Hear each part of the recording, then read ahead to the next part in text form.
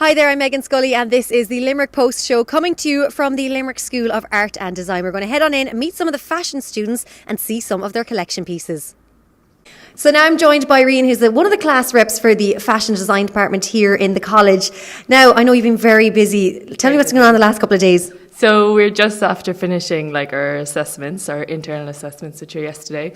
So basically we have to make a six-look collection, but one look could have maybe 3 to 4 garments in it, or 2, whatever. So it's really demanding and very time consuming. So we've been under a lot of stress for the past few months, but it's kind of a massive weight lifted off our shoulders because it was yesterday. So we're kind of able to just tweak things now and get things ready again for another external, which is next week. You get to kind of have a bit of breathing space, but I know you said for the externals, there's kind of a few days to put the final touches in. Yeah. Now, can you tell me a bit about your own piece and your own collection, and what is the theme, or are you allowed to reveal that? So we had our exhibition 2 weeks ago, so we're actually allowed to talk about our collections and show them completely.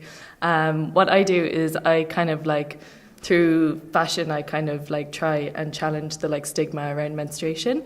So I'm looking at I dye all my fabrics naturally, as I possibly can, because I'm kind of really interested in sustainability and looking at all the toxins that come with chemically dyeing fabrics. So I'm looking at alternatives and ways in which you can dye fabric but that isn't toxic to the world. So I dye all my fabric with avocado pits and avocado skins. Yeah, it's so fun. It's such a nice process and everything because it's very relaxing. You can still be doing work but it's actually a really nice process, because it's kind of you're in here all the time and you so hectic and busy, but you can go home then and you're actually just dyeing with avocados, and it's very time consuming, but it's actually a really nice process, if that makes sense. So staining the fabric with avocados is kind of looking at when you maybe have a stain from period blood or something, and looking at how that's shouldn't be shunned upon, or we shouldn't be afraid of it, because it's actually a very beautiful process, and we should be applauding it and celebrating it rather than trying to hide it. That's actually incredible. And as well, I think something you mentioned there, something I've noticed myself and something I'm trying to do is get more fashion conscious, buying from Irish designers now, buying stuff that's made properly. This fast fashion, I think people now are starting to wake up to this whole thing of buying cheap kind of clothes that are made in factories all over the world. Whereas I think now it's amazing here to see so many young Irish designers coming up and paving the way and making your own pieces and then hopefully then selling them. Yeah, definitely. I think a major thing that's going to happen is people are going to be more interested in investment pieces rather than having a bigger wardrobe with lots in it. It's going to be more I'll invest in this beautiful thing and just have a few garments rather than a whole wardrobe full of high street things, because first of all they last longer and the quality of them is so much better, and kind of with investment pieces as well, they don't really go out of fashion in the same way as things from the high streets would just go out of fashion in the next 6 months or whatever, so investment pieces are definitely, I think, the best way forward, and that's why you should buy all our collections. buy Irish, that's definitely the way. Because we're all trying to be creatives, and especially Limerick is so full of creative people and stuff, and it's so nice to buy things from people who are in your area and you know them and stuff, rather than just getting something that's from a factory in a different country or something. Well, I completely agree. Thank you so much for chatting to me. So now what we're going to do is we're going to go down, we're actually going to check out some of the different collections from some of the students here. Now I'm joined by Chloe, who's going to talk to us all about her collection. And I have to say, the colours straight away pop, and these yellow, am I going to say paws? Yeah. Dog paws, cat paws? Yeah. So my collection is all about dogs. So it's inspired by Wes Anderson's Isle of Dogs, and the whole collection is sustainable, it's little to no waste. And I sort of wanted to aim to raise awareness of really mongrels, because basically in the film it's all about these dogs who get banished to Trash Island, and I really just wanted to kind of have a fun way of raising awareness of their mistreatment globally, and also to use the dogs in itself to kind of have a really fun take on it. So my patterns, the actual shapes are all dogs. So this is the ear, this is the face, this is the midriff, and then these are the little legs. So you can only see it kind of when I point it out. So I printed off these they're actually the size of me, like life-size dogs, digitally, and then I use them as patterns, so that these are the same patterns used throughout all my 6 looks, so that I have little to no waste, and it's sustainable, and even the plastic that I've used is no waste of any of my patterns.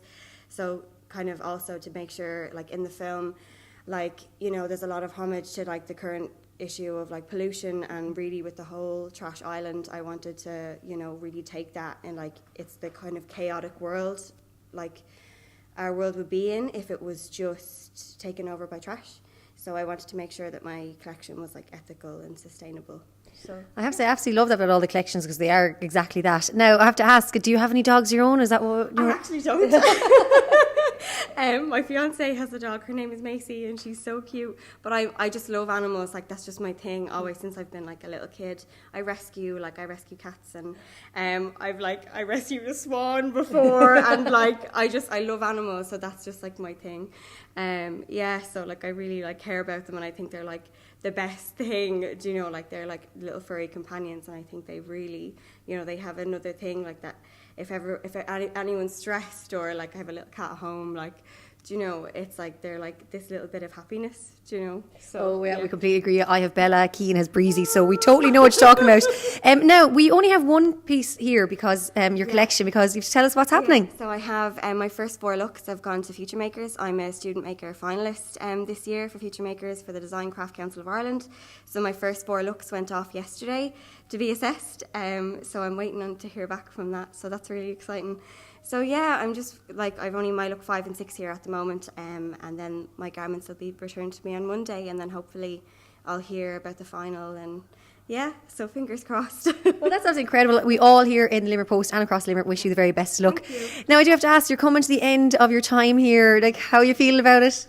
Kind of, it's bittersweet. Like, it's exciting because obviously it's a long 4 years and it's stressful, but also great. Like, you get so much opportunity here. We all went on placement last year. I went away to Amsterdam for 4 months. Wow. Yeah, it was amazing. I worked for Victor and Rolf, and it's really exciting, but also sad because it's such home here, and we spend more time here than we do anywhere else, like 9 to 9 every day. So yeah, it's exciting but sad at the same time. Like, you know, we've all made such good friends here. We're all like family, and the college is so good at supporting each other and supporting students. So it'll be sad to leave.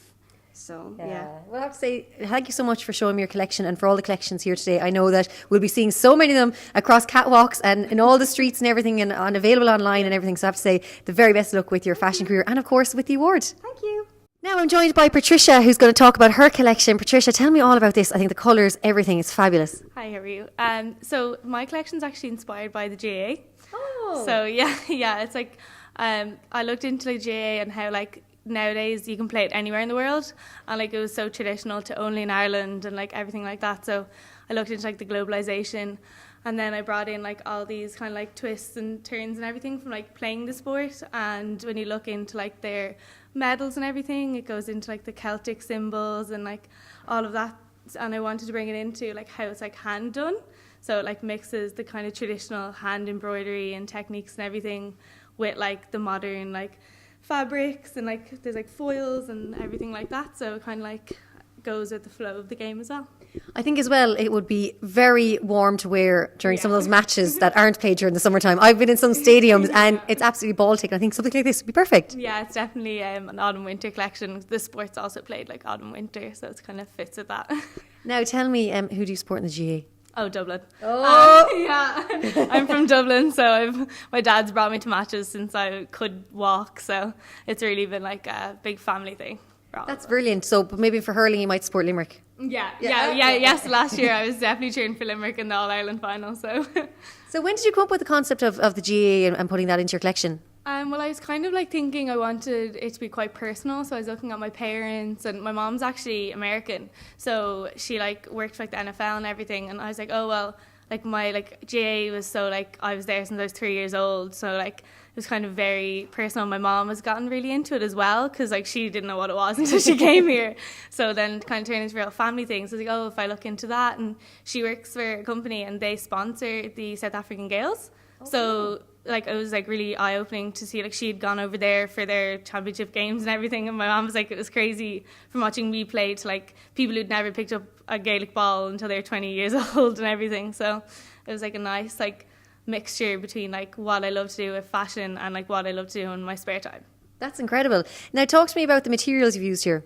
Yeah, so I went for like kind of like the satins and everything is more like the shine and like newer elements, and the wool is like quite traditional. This wool is like boiled wool, so it's kind of like reminds me of like the pitch and like the playing of the game, and then it mixes with like the like new kind of like shine, like the new rules and the new like players, and like it's kind of a bit more like back in the day it was all just about like going out and playing, and now like players are seen as celebrities almost, like, so kind of like mixes that like two together.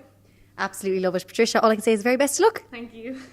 So now we're down in the studio and Reen is going to talk to us all about her outfit that you just explained. So tell me about this piece. So this is look one of the 6-piece collection.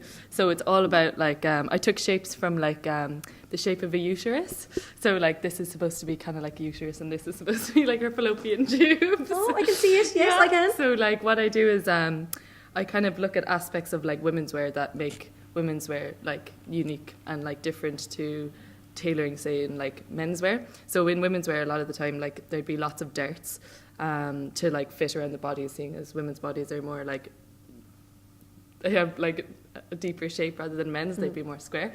So what I did was like overuse aspects of women's wear. So like hook and eyes would normally be found in like bras and stuff, and then darts would all be like in like skirts and like fitted things. So I just like overused them, but without it being like uncomfortable. So I never want to have like the wearer to be like in any form like discomfort with the wearer.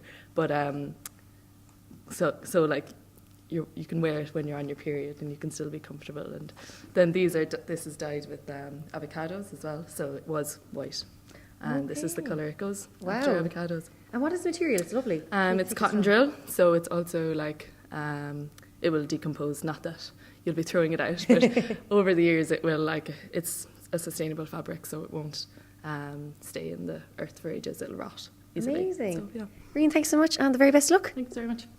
So that's it from the Limerick School of Art and Design, and thank you so much to the fashion students for talking to us today. I have to say, some incredible pieces here that I know we're definitely going to see across runways and across all the shops in time to come. That's it from the Limerick Post show. Thanks to Cian and all the team. Remember, it's the Limerick Post, keeping Limerick posted.